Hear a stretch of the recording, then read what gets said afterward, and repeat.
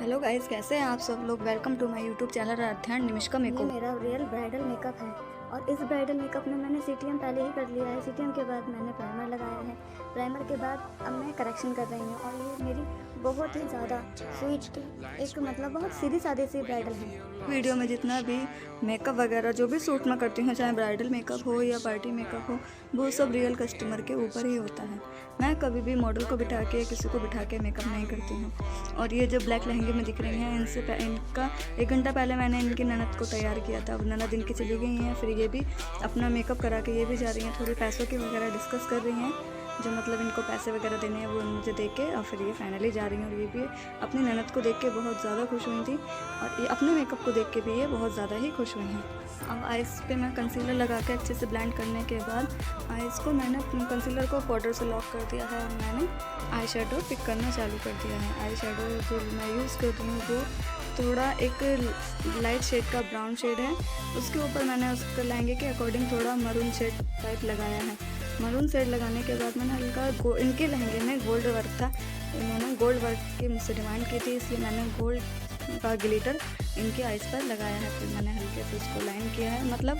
इसका final touch eyes का भी नहीं दिया है। फाइनल टच जो आइज़ का दिया जाएगा वो लास्ट में ही दिया जाएगा। अभी सिर्फ एक आइज़ का एक शेप बना कर आइज़ को छोड़ दिया है। अपना आईब्रो फिलिंग की है, आईब्रो को अच्छे से फिल किया है। तो उनकी आईब्रो में जगह जगह कहीं पतली कहीं मोटी थी, उनकी आईब्रो को मैंने अच्छे से काफ़ी अच्छी तरीके से फिल किया। फिर मैंने इनका एक मैक का एक रिकोट का 2 शेड डार्क कैरेमल शेड को मिलाकर मैंने एक प्यारा सा इनके स्किन टोन के अकॉर्डिंग ही शेड बनाया है। इनकी डिमांड यही थी, बल्कि आजकल हर ब्राइडल की डिमांड एक ही होती है कि उनको फेस ज़्यादा ब्राइट नहीं चाहिए होता है। तो मैंने उनके फेस को एक नेचुरल ही कलर दिया है। नेचुरल कलर के लिए मैंने ये 2 ही फाउंडेशन जो मैंने आपको बताए हैं, फॉरएवर और वो रिकोट के 2 फाउंडेशन को मिलाकर मैंने इनका बेस अच्छे से तैयार किया है। बेस को हमारा किक कभी नहीं होगा अगर हम बेस को अपने अच्छे से ब्लेंड करें। मैंने इनके बेस लगाया है। बेस लगाने के बाद मैंने बहुत अच्छी तरीके से उसको ब्लेंड किया है। ब्लेंडिंग हमारी प्रॉपर अच्छी होनी चाहिए।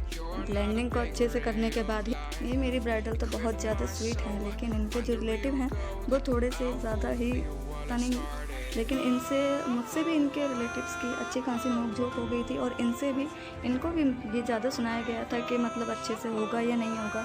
बिना काम देके कभी किसी को जज नहीं करना चाहिए। इनके घर वालों ने, जो भी इनकी मासियाँ वगैरह थी, उन सबको ये डाउट था पता नहीं क्या होगा, अच्छे से ब्राइडल होगी नहीं होगी। ये डाउट रहना अच्छा भी होता है, क्योंकि मेरा पार्लर एक सिटी में नहीं है। एक सिटी के पास, बड़ा सिटी के पास एक छोटा सा गाँव है, वहाँ मेरा पार्लर है।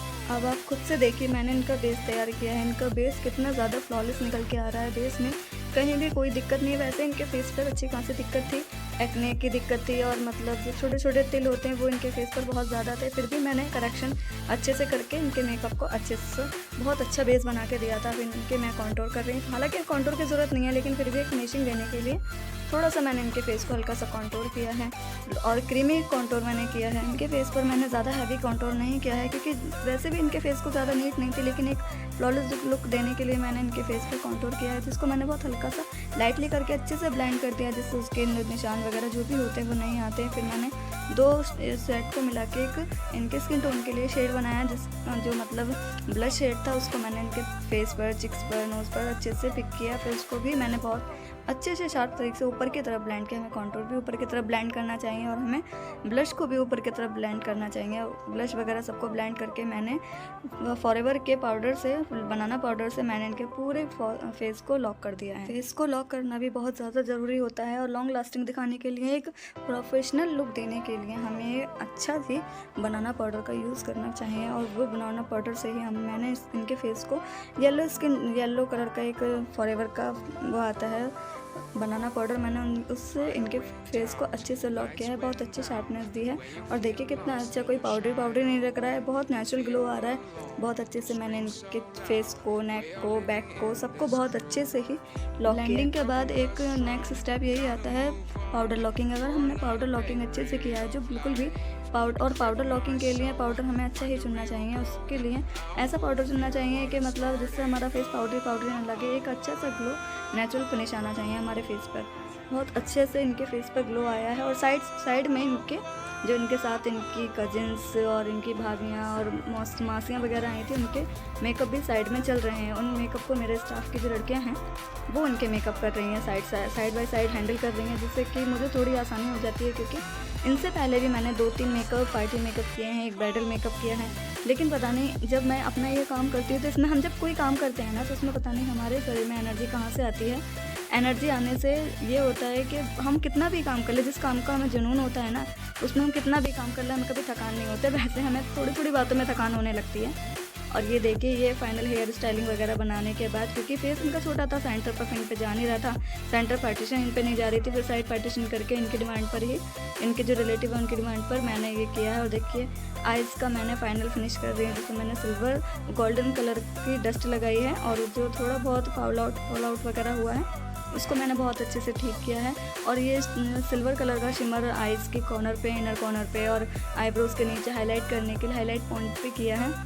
उसके बाद मैंने ये देखिए ब्लश कर रही हूँ। ब्लश भी मैंने एकदम पिंकिश नहीं किया है, थोड़ा मिक्स एंड मैच करके मैं ब्लश करती हूँ। ये नहीं कि एकदम से पिंक गाल कर देती हूँ, मिक्स एंड मैच करके करती हूँ। उसके बाद मैंने ये हाइलाइटर किया है। हाइलाइटर भी अच्छे से, हाइलाइटर बहुत अच्छे से करना चाहिए क्योंकि नाइट में फेस पे एक अलग ही ग्लो दिखाई देता है नाइट की शादियों में।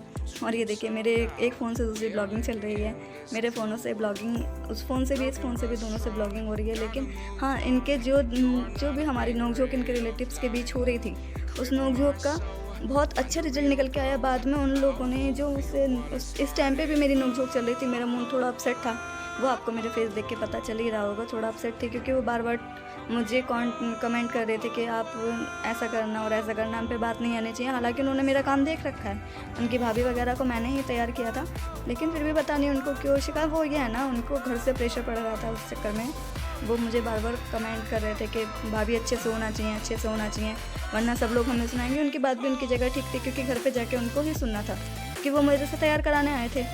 अब मैं उनका काम अच्छे से ना करके दूं तो सब उन्हीं को तो सुनना पड़ेगा। लेकिन फिर भी उनका फाइनल लुक जो आया था, आप खुद देखिए फेस पे कितना अच्छा ग्लो आ रहा है, आइज़ में लेंसेज वगैरह लगे हैं, फिर भी कितनी प्यारी आइज़, लिप्स वगैरह बहुत अच्छे से क्लीन करके बहुत अच्छे से, देखिए कितना प्यारा लिप्स का शेड वगैरह दिया है। शेड मैंने 2 कलर को मिलाकर लगाया है, एक मैंने टिंटिन का ही मैरून शेड और टिंटिन का ही मैंने रेड शेड को मिलाकर इनकी लिप्स पर लगाया है। देखिए लिप्स पर भी कोई ड्राईनेस नहीं, कोई किकीनेस नहीं, लिप्स भी बहुत प्यारे, पर इनके ऑल ओवर फेस पर कहीं भी कोई किकीनेस, कोई ड्राईनेस कहीं भी कुछ नहीं था। फेस भी इनका बहुत सुंदर बन के आया है। हाउसवाइफ होने के साथ साथ हमें एक अपना छोटा सा बिजनेस ज़रूर कर लेना चाहिए, चाहे वो कोई भी हो, पार्लर का हो, सिलाई का हो, कॉस्मेटिक हो, कुछ किसी भी तरीके का काम हो, हमें साइड में अपना एक छोटा सा बिजनेस ज़रूर करना चाहिए, जिससे हमें थोड़ी बहुत अर्निंग हो, जिससे हम अपनी इच्छाएं जो हम पूरी नहीं कर पाते हैं बच्चों में रह के, उन इच्छाओं को हम पूरा कर सकें।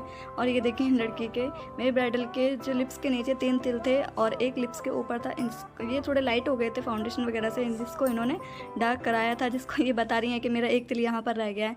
प्लीज़ आप कमेंट में बताना आपको मेरी ब्राइडल कैसी लगी। और मेरी ब्राइडल अपने आप में बहुत ज़्यादा खुश थी, वो मुझे बार बोल रही थी भाभी आपने बहुत अच्छा काम किया है, मुझे बहुत अच्छा, थैंक यू फॉर वॉचिंग।